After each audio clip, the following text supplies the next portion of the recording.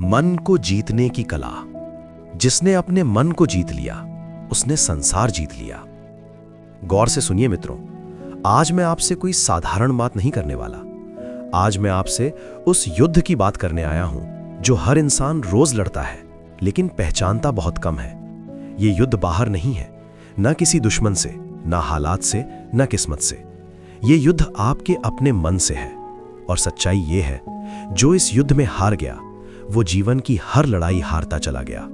और जिसने इस युद्ध में विजय पाली उसके लिए फिर कोई भी लक्ष्य असंभव नहीं रहा। अगर मन तुम्हारी बात मानने लगे तो जरा कल्पना कीजिए, अगर आप अपने मन से कहें अब शांत हो जाओ और वो सच में शांत हो जाए। अगर आप कहें अब फोकस करो और वो बिना भटके, बिना बहाने एक तीर की तरह लक्ष्य पर टिक जाए। अगर आप कहें अब डर मत और वो डर छोड़ दे। अगर आप कहें अब मेहनत करो और वो आलस ना दिखाए। सोचिए आप क्या क्या हासिल कर सकते हैं। लेकिन यही तो सवाल है, क्या ये संभव है? लोग कहते हैं मन मेरे बस में नहीं, मैं फोकस नहीं कर पाता, मेरा ध्यान बहुत भटकता है, मैं जो सोचता हूं कर नहीं पाता। पर असली सवाल यह है, मन भटकता क्यों है? मन सबसे बड़ा मित्र या सबसे बड़ा दुश्मन? ध्यान से समझिए, मन अपने आप में ना अच्छा है न बुरा। मन एक शक्ति है, लेकिन सवाल यह है उस शक्ति का मालिक कौन है? आज ज्यादातर लोग अपने मन के मालिक नहीं, मन के नौकर बन चुके हैं। जब मन कहता है आज नहीं कल करेंगे तो हम मान लेते हैं। जब मन कहता है थोड़ा और मोबाइल देख लो तो हम मान लेते हैं। जब मन कहता है तू नहीं कर पाएगा तो हम डर जाते हैं। यानी हमारा जीवन हम नहीं चला रहे, हमारा मन चला रहा है। और यही सबसे बड़ा पतन है। शास्त्र क्या कहते हैं?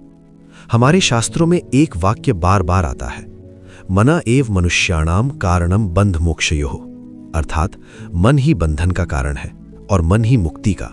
अगर मन नियंत्रित है तो जीवन मुक्त है, अगर मन बेकाबू है तो जीवन कारागार है। गौतम बुद्ध ने कहा था, मन ही सब कुछ है, जैसा तुम सोचते हो वैसा तुम बन जाते हो। ये कोई कविता नहीं थी, ये चेतावनी थी। आज आपका मन आपके साथ क्या कर रहा है? आप पढ़ने बैठते हैं, मन पुराने झगड़े याद दिलाता है। आप काम करना चाहते हैं, मन डर दिखाता है। आप बदलाव का निर्णय लेते हैं, मन कहता है छोड़, तू नहीं कर पाएगा। आप शांत रहना चाहते हैं, मन शोर मचाता है। यानी जब आपको मन की जरूरत होती है तब वही मन आपके खिलाफ खड़ा हो जाता है और आप हार मान लेते हैं। मन बंदर क्यों है? मन को अक्सर बंदर कहा गया है। क्यों? क्योंकि बंदर की तरह यह भी एक डाल से दूसरी डाल पर कूदता रहता है। अगर उसे कोई दिशा ना मिले तो वो उछलता रहेगा। आज सुबह उठते ही आप मोबाइल उठाते हैं, एक वीडियो, फिर दूसरा, फिर तीसरा, फिर तुलना, फिर चिंता, फिर पछतावा। पूरा दिन बिखर जाता है और शाम को आप कहते हैं पता नहीं आज कुछ हुआ ही नहीं। असल में हुआ सब कुछ, बस आपके फोकस के बिना। आधुनिक विज्ञान क्या कहता है? न्यूरोसाइंस कहता है हर दिन हमारे दिमाग में लगभग 60,000 विचार आते हैं और चौंकाने वाली बात यह है उनमें से 90% वही होते हैं जो हमने कल सोचे थे। यानी हम हर दिन उसी पुराने मानसिक रास्ते पर चलते हैं और फिर उम्मीद करते हैं कि जीवन बदल जाए। क्या यह संभव है? नहीं।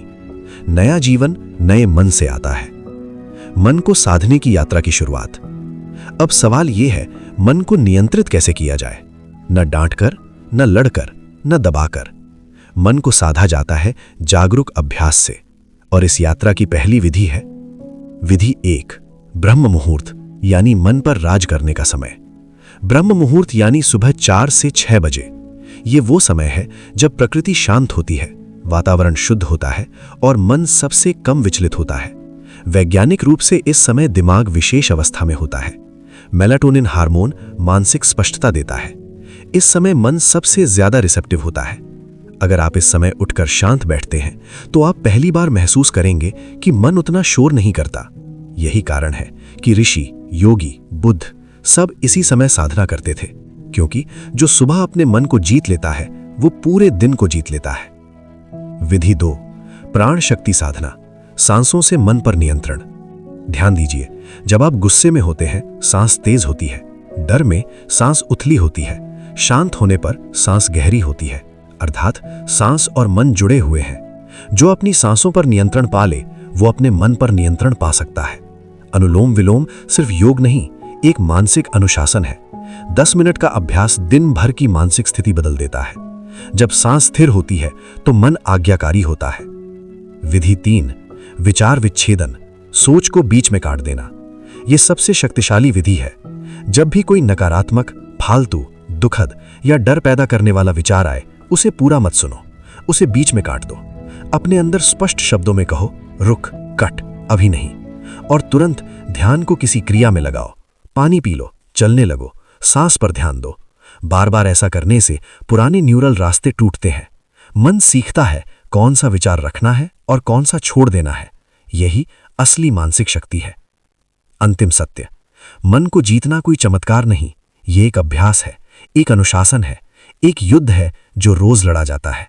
और याद रखिए, जिसने अपने मन को जीत लिया, उसने सिर्फ सफलता नहीं पाई, उसने शांति, स्पष्टता और आत्मसम्मान पाया। अब सवाल सिर्फ एक है, क्या आप अपने मन के मालिक बनेंगे या जीवन भर उसके गुलाम बने रहेंगे? निर्णय आपका है, क्योंकि आपका भविष्य आपके मन में ही जन्म ले रहा है।